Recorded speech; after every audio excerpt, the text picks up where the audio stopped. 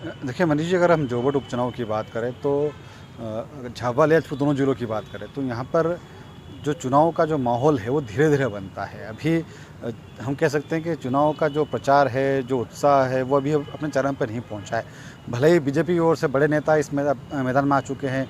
मुख्यमंत्री शिवराज सिंह चौहान सभाएं कर रहे हैं, लगातार 4-5 मंत्री पूरे विधानसभा क्षेत्र में दौरा कर रहे हैं, गांव-गांव पहुंच रहे हैं। कांग्रेस की तरफ से भी कोई बड़ा नेता वहां पर अब पहुंचा नहीं है।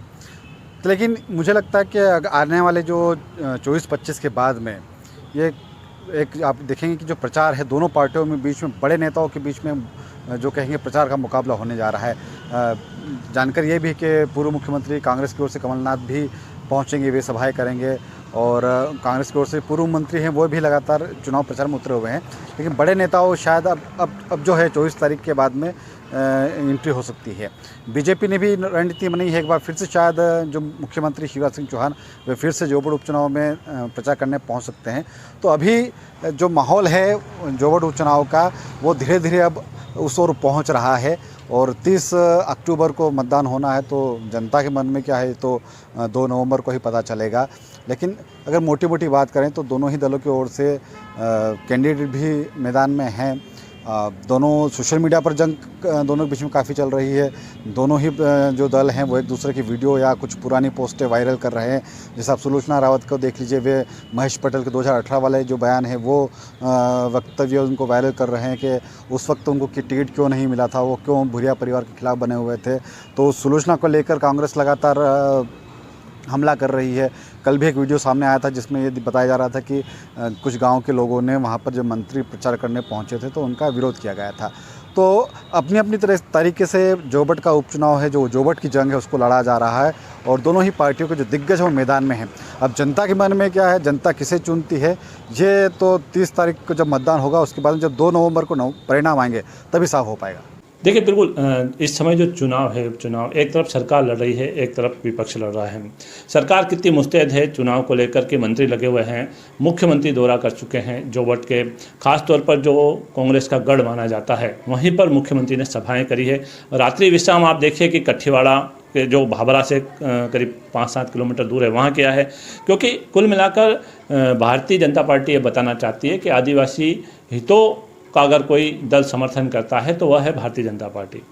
और चूँकि सुलोचना रावत का आ जाने से भी भारतीय जनता पार्टी को काफ़ी फ़ायदा ही हुआ है, नुकसान नहीं हुआ है, क्योंकि प्रत्याशी को लेकर भारतीय जनता पार्टी भी कहीं ना कहीं खोज ही रही थी और ऐसे में सुलोचना का आना भारतीय जनता पार्टी के लिए काफ़ी फ़ायदेमंद है।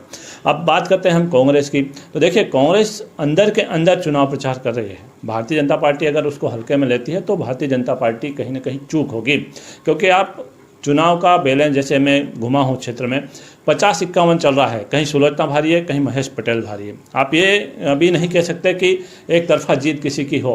अगर हार जीत होना भी है तो बहुत कम अंतर रहेगी, लीड भी कम रहेगी। लेकिन कांग्रेस की ओर से जो है एक चूक करी जा रही है कि नेता, जो बड़े नेता हैं जिन्हें स्टार प्रचारक कहा जाए, जैसे कमलनाथ जी का भी दौरा नहीं हुआ है, या और भी जो बड़े नेता हैं, आप एक इसमें उमंग सिंगार का नाम जोड़ सकते हैं, वे क्षेत्र के हैं, जमुना देवी जोबट के संपर्क में रही है लेकिन वे भी नदारत हैं। तो कांग्रेस कहीं ना कहीं अपने नेताओं को फील्ड में उतारने की चूक कर रही है।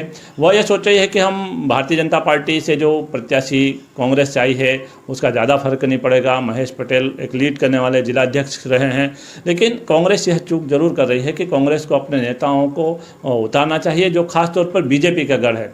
जैसे आप विशाल रावत जब चुनाव लड़े तो 31,000 की लीड उन्होंने कुछ बूथों पे से ली है। तो उन बूथों पर कांग्रेस को टारगेट करना चाहिए, क्योंकि यह खुद विशाल रावत का वोट बैंक है, न बीजेपी का न कांग्रेस का। और आप मुझे एक बात देखिए कि जब भी जोबट का चुनाव हुआ है, आज से अगर हम बात करते हैं 54-55 से बात करते हैं, तो जो हार जीत है वह बिल्कुल कम है। पहली हार जीत जोबट चुनाव में 300 वोट से हुई थी और आज वही, चाहे माधो सिंह जी ने चुनाव लड़ा हो, सिर्फ सुलोचना रावत ने जो उपचुनाव लड़ा वह 25,000 से जीता है। मतलब आप एक यह बात भी समझ लीजिए कि जोबट का उपचुनाव में हार जीत का जो गणित है वह 5 से 10,000 वोट बैंक अगर इधर से उधर होता है तो उसमें जीत हार तय हो जाती है।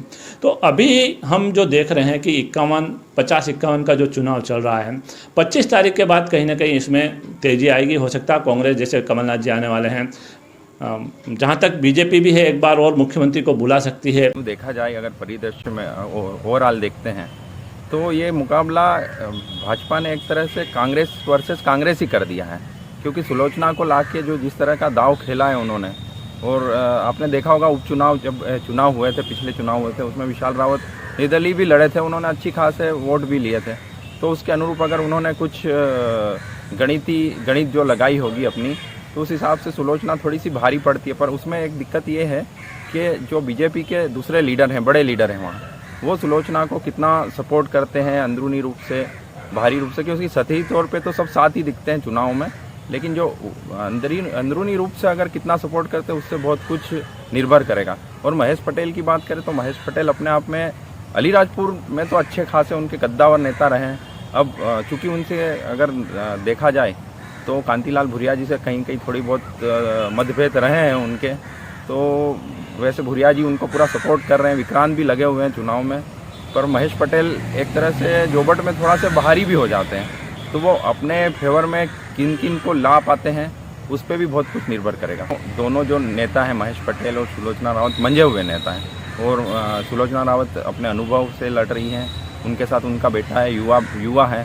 तो इधर महेश पटेल भी पूरा दमखम रखते हैं, उनके साथ उनके भाई हैं, और उनकी जो पकड़ है क्षेत्र में, तो कहीं ना कहीं कांटा जोड़ मुकाबला तो है।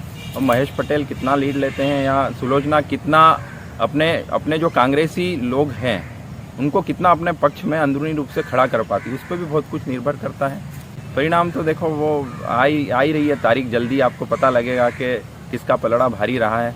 बाकी उपचुनाव में कहीं ना कहीं सत्ता पक्ष कभी नकारा भी गया तो कभी आगे भी रहा है, तो बहुत कुछ अब देखते हैं परिदृश्य क्या गणित होता है। अभी तक कांग्रेस का कोई बड़ा लीडर आया नहीं है, कमलनाथ जी की बात की जा रही है, तो वो भी कितना अपने मतदाताओं को अपने पक्ष में लाने में सफल हो पाते हैं, बहुत कुछ उस पर निर्भर करेगा।